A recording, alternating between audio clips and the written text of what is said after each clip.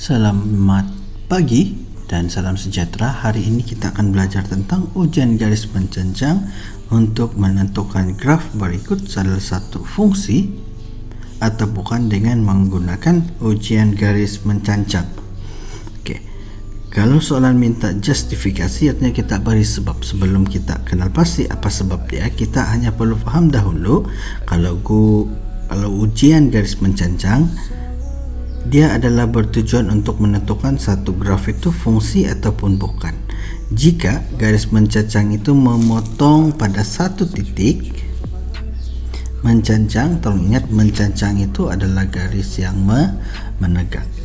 Paksi ini, semua yang menegak. Kita hanya perlu kenal pasti dia adalah satu titik sahaja. Kalau satu titik dia adalah fungsi. Kalau bukan satu titik artinya dia bukan fungsi. Contohnya, kita pergi tengok pada soalan E. Soalan E, fx sama juga dengan negatif 2x tambah 5. Adakah ini satu fungsi?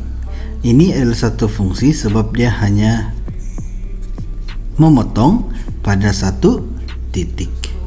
Oke, dia adalah satu fungsi sebab dia memotong pada satu titik di sini. Kalau soalan B pula, kita tengok pada garis mencancang memandangkan graf yang dibentuk langsung tidak memotong pada satu titik ataupun dia langsung tidak memotong, maka ini adalah bukan fungsi sebab dia tidak memotong.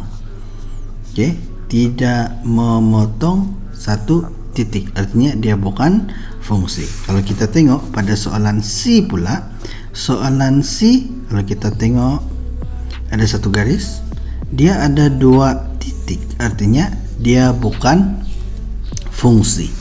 Kalau soalan D pula, dia hanya memotong pada satu titik artinya ini adalah fungsi, maka E itu adalah fungsi, D pun adalah fungsi sebab dia adalah memotong satu titik.